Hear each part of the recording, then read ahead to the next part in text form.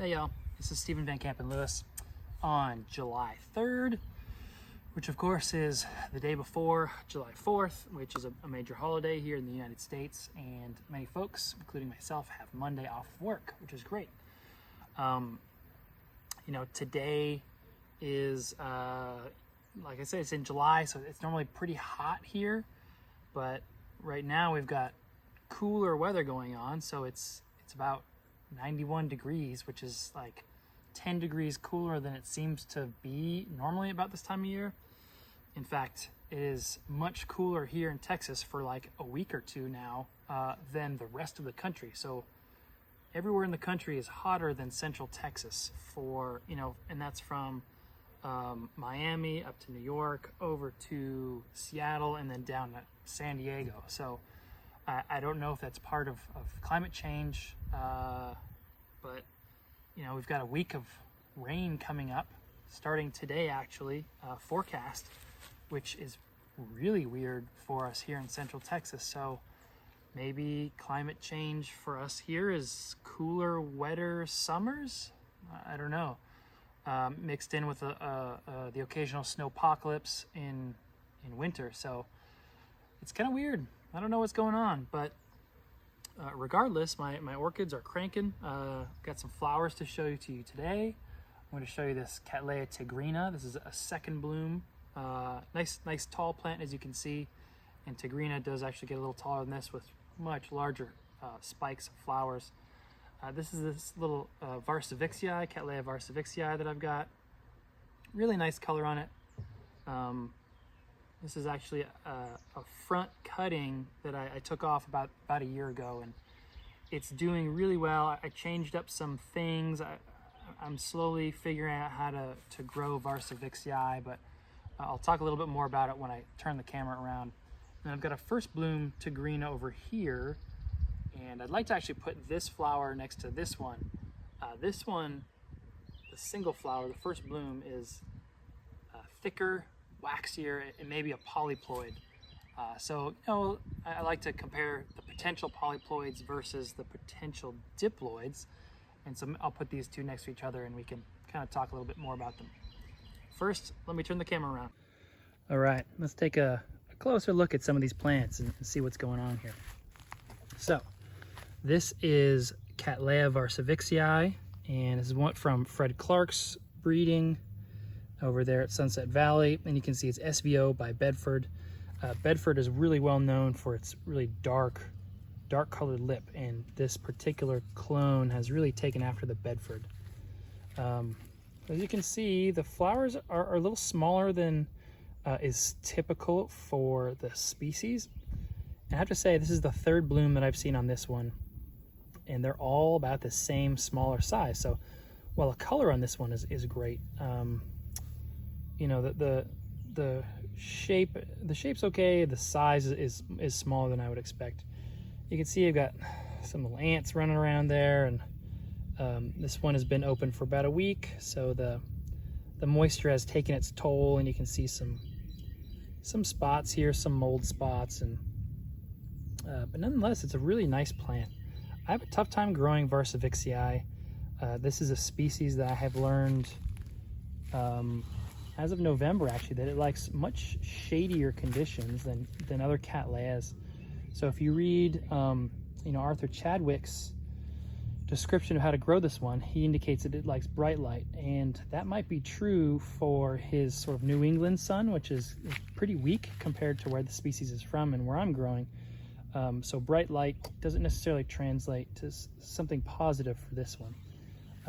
You can see that even though I've lowered the light, the leaves are still more yellow than would be ideal, and these leaves are actually quite a bit greener than I had them than they were before I lowered the light. And this particular division, this was the front lead off of my larger plant, and I repotted about a year ago.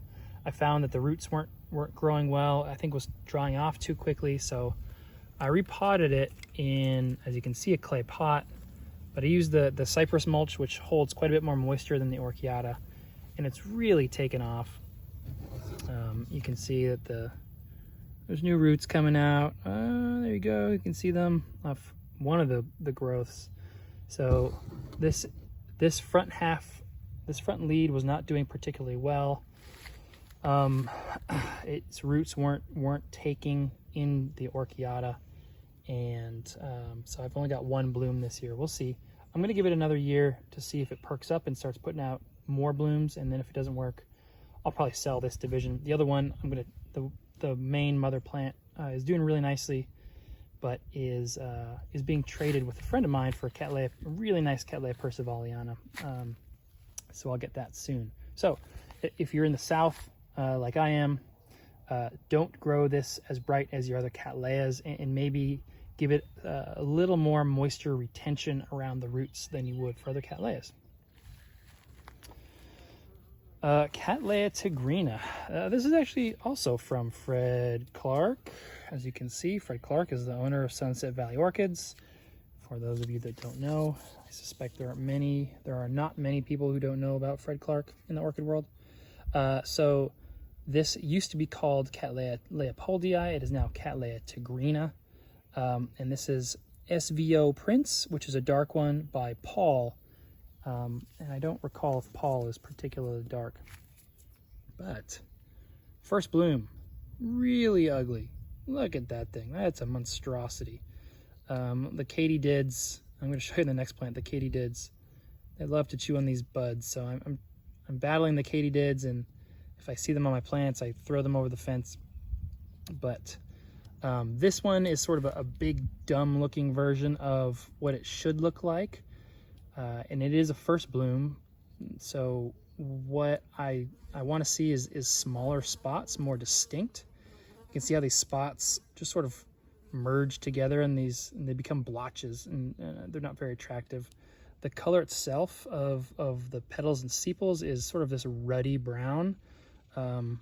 Judges will often call that a sort of muddy brown, and as you can imagine, that is not a particularly pleasant thing to have denoted of your flowers. But what's really good about this one, again, this is the first bloom. This is as ugly as it'll be. Next year it'll probably look nicer. These are incredibly thick petals, and the lip here is just waxy, super hard, like hard plastic, and intensely fragrant. Leopoldii, or excuse me, tigrina, is one of those intensely fragrant bifoliate Cattleyas, and definitely worth having in your collection. I anticipate that next year I'm going to get a whole bunch of flowers like this, but with better color, hopefully, better shape, less of this really, the species is known for ruffling, but these seem like extreme ruffles here on the petals and sepals. Excuse me, just on the petals. But I have pretty high hopes for this one. I think next year this one will perk up really nicely. And in fact, this one is how this one looked yet last year. Here's a photo from last year. As you can see, it really looked similar to what we're seeing with this other plant that I just showed you. So the colors were muddy, the spots were more like blotches, and just not super attractive. I suspect this one is diploid. We've got smaller flowers, while still waxy, not nearly as thick, not like hard plastic like the other one. Smaller flowers. Let me see if I can actually do a side-by-side comparison. Let's see if we can make that happen. Here we go. So this is an awkwardly shaped flower. Unfortunately, I can't hold the camera and the plant at the same time, so maybe you're just gonna have to take my word that the plant on the right with the single bloom is quite a bit larger, maybe a third to 50% larger than these ones.